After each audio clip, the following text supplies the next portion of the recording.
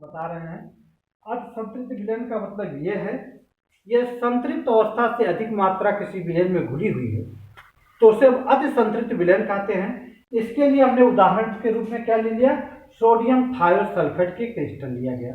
अगर sodium thiosulphate के crystal को जल में घोला जाता है तो यह संतृप्त अवस्था जब आ जाती है, अगर इसका थोड़ा सा हम ताप में परिवर्तन कर दें तो जो ये सोडियम थायोसल्फेट में 5 अणु किसके हैं, जल के होते हैं। ये 5 अणु जल इससे टूट जाते हैं, अर्थात विलय की मात्रा में थोड़ा सा परिवर्तन आ जाता है और विलय पदार्थ अधिक मात्रा में घुल जाता है। इसी को हम क्या कहा जाता है, सोडियम, मतलब इसे अति संतृप्त विलयन बन जाता है। तो देखिए, जब थोड़ी सी ऊष्मा पाएंगे 5 अणु जल के निकल जाएंगे तो अर्थात जल की मात्रा बढ़ जाएगी और सोडियम थायोसल्फेट जो है अधिक मात्रा जल में घुल जाता है और इसे अति संतृप्त विलयन कहा जाता है। अब देखिए, विलयन पर आपका आ जाएगा विलेयता। किसे विलेयता कहा जाता है? विलेयता का तात्पर्य क्या है कि घुलना। विलेयता का तात्पर्य क्या है, घुलना। तो इसके लिए परिभाषा क्या दी जाती है, देखिए, किसी पदार्थ की वह मात्रा, क्या कहा जाता है, किसी पदार्थ की वह मात्रा जो 100 ग्राम विलयन को संतृप्त करने के लिए आवश्यक होती है उसे पदार्थ की क्या कहते हैं, विलेयता कहते हैं। तो पर इसने क्या बताया, किसी पदार्थ की वह मात्रा जो 100 ग्राम विलायक को संतृप्त करने के लिए आवश्यक होती है उसे हम क्या कहते हैं, विलेयता कहा जाता है। तो यह स्पष्ट आपका इसकी परिभाषा है। अब विलेयता को प्रभावित करने वाले कारक क्या होते हैं? विलेयता को प्रभावित करने वाले कारक, जैसे अगर कोई विलयन है वह संतृप्त अवस्था में है या ना भी संतृप्त हो, अगर उसका ताप हम बढ़ा देते हैं तो उसमें घुलना मतलब घुलने लगते हैं, अर्थात विलेयता क्या हो जाती है, बढ़ जाती है। तो ताप बढ़ाने पे विलेयता का मान क्या हो जाता है, बढ़ जाता है। और दूसरा होता है विलायक और विलय की प्राकृत। तो देखिए, एक विलायक और विलय की प्राकृत क्या है, अगर विलायक और विलय दोनों समान अवस्था में हैं तो वह उसमें घुलेगा, अगर भिन्न अवस्था में है तो वह घुलना नहीं घुलेगा। तो कारण क्या होता है, जैसे एक ध्रुवीय विलायक और ध्रुवीय विलायक में ध्रुवीय विलय आपको क्या होते हैं, घुलते हैं, और अध्रुवीय विलायक में अध्रुवीय विलय घुलते हैं। तो ध्रुवीय का मतलब आपका साधारण भाषा में समझिए क्या है, जो आयनिक अवस्था में यौगिक पाए जाते हैं। जिसमें देखिए, हम बता रहे हैं जो आयनिक या वैद्युत संयोजक बंध होता है, जो क्षार धातु प्रबल धन विद्युत तत्व और प्रबल विद्युत तत्व से मिला होता है, वो सदैव क्या होते हैं, ध्रुवित अवस्था में होते हैं। और जिसमें सहसंयोजक बंध होता है वो क्या होते हैं, अध्रुवीय होते हैं, अर्थात उसमें सहसंयोजक बंध होता है। तो अगर हमको घोलना है तो विलायक और विलय की प्राकृत ध्रुवीय अवस्था में होगी तो उसमें घुल जाएगा। लेकिन अगर अध्रुवीय विलायक हो और आपका ध्रुवीय विलय उसमें घोल रहे हैं तो घुलना संभव नहीं है। जिसे कहा जाता है ध्रुवीय विलायक ध्रुवीय विलय में घुलते हैं, अध्रुवीय विलायक अध्रुवीय विलय में घुलते हैं। यह विलेयता को प्रभावित कारक है। अब आपका आ जाता है विलायक के कणों की प्राकृति। अगर आपका विलायक के कण छोटे होंगे तो आसानी से घुल जाएंगे, लेकिन अगर विलायक के कण बड़े हैं तो आसानी से नहीं घुलते। इसके लिए आप उदाहरण द्वारा समझ लीजिए, अगर चीनी को जल में घोला जाता है तो आसानी से जल्दी घुल जाता है, लेकिन अगर मिश्री के कण बड़े होते हैं उसको घोलेंगे तो आसानी से वह जल्दी नहीं घुलता है। अब आपका आ जाएगा सम आयन प्रभाव। सम आयन का मतलब ये होता है, सम माने समान, आयन माने आयन। अगर विलायक विलय में दोनों में सम आयन है तो आपका विलेयता क्या हो जाती है, वहां पर घट जाती है। उदाहरण के लिए हम ले रहे हैं, ये हम ले लेते हैं सिल्वर क्लोराइड। क्या लिया गया, सिल्वर क्लोराइड। AgCl जो है जल में अधिक मात्रा में घुलता है, लेकिन उसमें आपका क्या लीजिए, सोडियम क्लोराइड NaCl ले लीजिए। तो देखिए, इसमें क्या है, Ag पर प्लस आवेश हो जाएगा और Cl पर क्या हो जाएगा, माइनस आवेश। और यहाँ पर क्या होगा, सोडियम पर प्लस आवेश हो जाएगा और Cl पर क्या हो जाएगा, माइनस आवेश। अब देखिए, दोनों में Cl माइनस है, अर्थात AgCl की विलेयता क्या हो जाएगी, यहाँ पर घट जाएगी। अब यही जो दोनों में सम अवस्था में आयन है, इसी को क्या कहा जाएगा, सम आयन कहा जाता है। तो सम आयन की उपस्थिति में विलेयता का मान क्या हो जाता है, घट जाता है। अब आपको आ जाएगा, देखिए विलयन, जिसे विलयन आपका है, तो विलयन हमने बताया दो चीजें होती हैं, विलायक और विलय होता है। अब हम ये गणना करते हैं कि उसमें विलय कितनी मात्रा में घुला है, तो वही विलयन की क्या हो जाती है, सांद्रता। तो विलयन की सांद्रता अर्थात विलय की मात्रा पर निर्भर कर रही है। तो इसको हम गणना करने के लिए दो विधि होती है, एक भौतिक विधि होती है और दूसरी रासायनिक विधि होती है। तो भौतिक विधि क्या होती है? भौतिक विधि में पहला हम गणना करने के लिए क्या लेते हैं, विलयन की भार प्रतिशतता। क्या लिया जाता है? विलयन की भार प्रतिशतता। विलयन की हो जाता है भार प्रतिशतता, विलयन की भार प्रतिशतता। तो विलयन की भार प्रतिशतता में क्या किया जाता है, देखिए अब इसमें दोनों की मात्रा जो ली जाएगी, विलयन भी लिया जाएगा ग्राम में और विलय पदार्थ भी लिया जाएगा ग्राम में।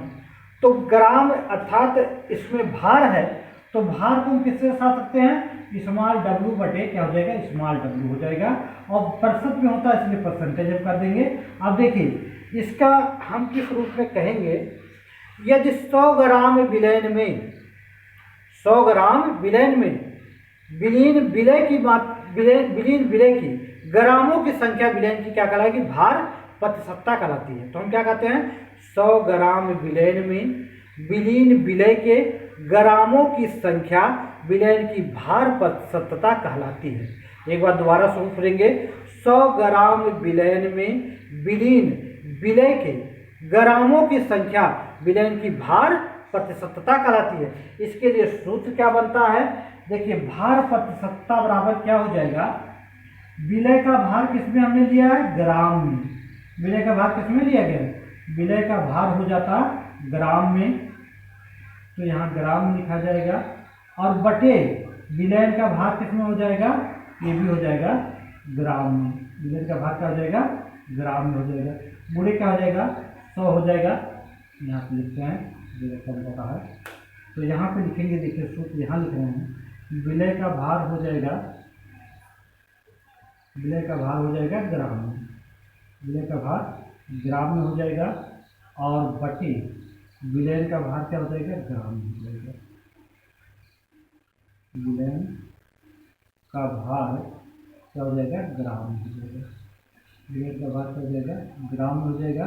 यहाँ हमने 100 से गुणा कर दिया। अब देखिए इसमें किस ढंग से प्रश्न पूछा जाएगा, कहेगा 10% W/W से क्या तात्पर्य है, 10% W/W से क्या तात्पर्य है। तो 10% W/W से तात्पर्य यह है कि 100% विलयन में या 100% विलयन में 10% विलय है और 90% क्या है, विलायक है। तो इसका तात्पर्य ये होता है।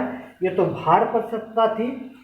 अब आपका आ जाएगा विलयन की आयतन प्रतिशतता। क्या आ जाएगा, विलयन की आयतन प्रतिशतता।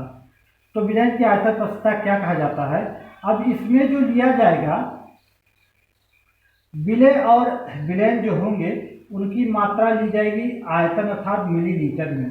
तो किसकी, इसे क्या कहा जाता है कि 100 मिलीलीटर विलयन में विलीन विलय के मिलीलीटरों की संख्या विलयन की क्या कहलाती है, आयतन प्रतिशतता कहलाती है। हमने क्या बताया, 100 मिलीलीटर विलयन में विलीन विलय के मिलीलीटरों में संख्या विलयन की क्या कहलाएगी, आयतन प्रतिशतता कहलाएगी।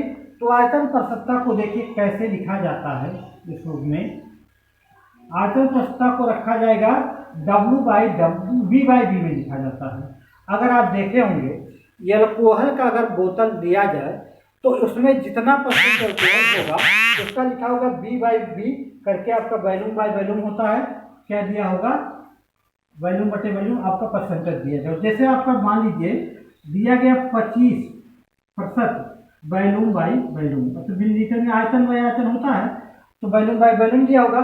इसका तात्पर्य क्या है कि जैसे आप विलयन 100% रहेगा, 100% में एल्कोहल की मात्रा अर्थात एथिल अल्कोहल पीने का शराब होता है, एल्कोहल की मात्रा कितनी हो जाएगी, 25%।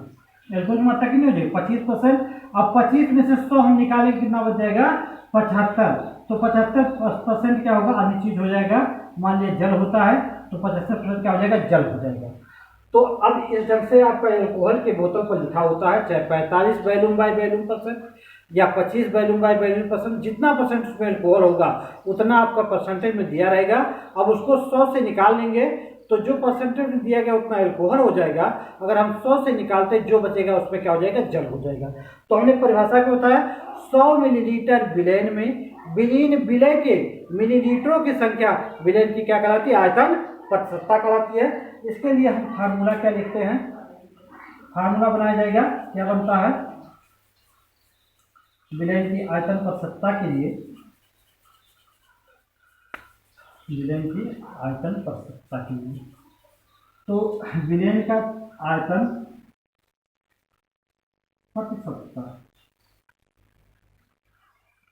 विलेन की आयतन प्रतिशतता बराबर क्या होता है, विलय का आयतन,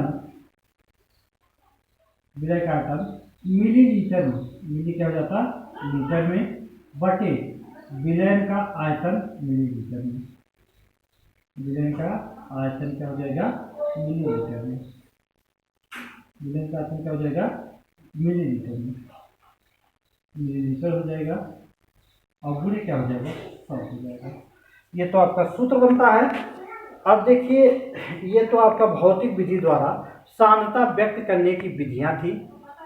अब हम रासायनिक विधि द्वारा सांद्रता व्यक्त करने की विधियां लेंगे। तो रासायनिक विधि में अगर आपका आ जाएगा तो इसमें आयतन से जितना आपका विलेय पदार्थ होगा उसकी गणना की जाएगी। तो पहले आप देखते हैं नॉर्मलता, क्या होता है नॉर्मलता। अब नॉर्मलता को हम कैसे परिभाषित करते हैं, क्या कहते हैं, तो नॉर्मलता में कहा जाता है 1 लीटर विलयन में, क्या लिया हमने 1 लीटर विलयन में विलीन विलय के तुल्यांकों की संख्या विलयन की क्या कहलाती है, नॉर्मलता कहलाती है। हमने क्या कहा 1 लीटर विलयन में, यानी 1 लीटर आप जल लीजिए, 1 लीटर विलयन में विलीन विलय के जो हमने घोला है विलय के तुल्यांकों की संख्या विलयन की क्या कहलाती है, नॉर्मलता कहलाती है। तो 1 लीटर विलयन में विलीन विलय के तुल्यांकों की संख्या विलयन की क्या कहलाती है, नॉर्मलता कहलाती है। अब नॉर्मलता के लिए हम अगर गणना करना है तो रासायनिक विधि द्वारा सांद्रता व्यक्त करने की विधि है। तो विलयन की नॉर्मलता बराबर क्या हो जाएगा, विलयन की नॉर्मलता, विलयन की क्या हो जाएगी नॉर्मलता बराबर हो जाएगा। तो विलयन की नॉर्मलता बराबर होता क्या है, विलयन की नॉर्मलता बराबर विलय के तुल्यांकों की संख्या क्या हो जाएगी, विलय के तुल्यांकों की संख्या, तुल्यांकों की क्या हो जाएगी संख्या हो जाता है, विलय के तुल्यांकों की संख्या बटे विलयन का आयतन क्या हो जाता है लीटर में, बटे विलयन का आयतन क्या हो जाता है लीटर में। अब देखिए विलय के तुल्यांकों की संख्या हमको निकालनी पड़ती है, तो कैसे गणना करेंगे, विलय के तुल्यांकों की संख्या,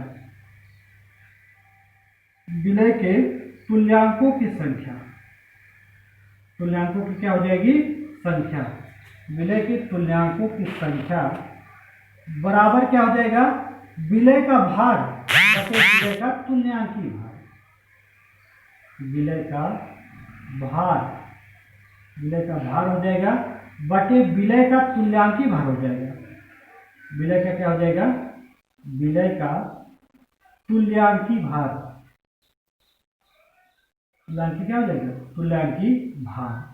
अब देखिए तुल्यांकी भार निकालने के लिए भी सूत्र आपको प्रयोग करना पड़ेगा। कारण क्या है, जैसे हमने अगर ले लिया आपका क्या NaOH या H2SO4 या कर लिया Na2CO3। अब देखिए ये तो हमारा क्या हो जाएगा क्षार हो जाएगा क्योंकि वो H आयन है, ये हमारा अम्ल हो जाएगा क्योंकि हाइड्रोजन है, ये हमारा क्या हो जाएगा लवण हो जाएगा। अब अम्ल क्षार और लवण के रूप के लिए तुल्यांकी भार निकालने के लिए अलग अलग फार्मूला होता है। तो यदि हम अम्ल का लेते हैं क्षार का लेते हैं तो इसका पहले निकालेंगे मोलर द्रव्यमान, क्या निकाला जाएगा मोलर द्रव्यमान। तो मोलर द्रव्यमान क्या होता है, मोलर द्रव्यमान क्या हो जाता है, देखिए मोलर द्रव्यमान मतलब इसके परमाणु भारों का क्या किया जाएगा योग लिया जाएगा। हो जाएगा सोडियम का कितना होता है परमाणु भार 23, हाइड्रोजन ऑक्सीजन का कितना 16, हाइड्रोजन कितना 1। अब इसको हम जोड़ेंगे कितना आ जाएगा 40, इसका 40 क्या हो जाएगा, मोलर द्रव्यमान हो जाएगा।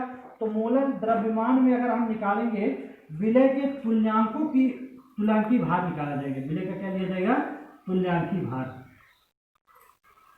विलय का लिया जाएगा तुल्यांकी भार हो जाएगा। तो तुल्यांकी भार बराबर क्या हो जाएगा, अब इसका हो जाएगा मोलर द्रव्यमान। मोलर द्रव्यमान, मोलर द्रव्यमान बटे क्या हो जाएगा, इसकी आपका यहाँ पर अम्ल है, क्षार है, तो इसकी क्या हो जाएगी, अम्लीयता। तो अम्लीयता मतलब क्या हो जाएगा, जितने आपके OH के परमाणु होंगे उससे हम क्या करेंगे, भाग देंगे। तो OH के कितने परमाणु हैं, यहाँ पर 1 परमाणु है। तो देखिए यहाँ पर हम लेंगे मोलर द्रव्यमान 40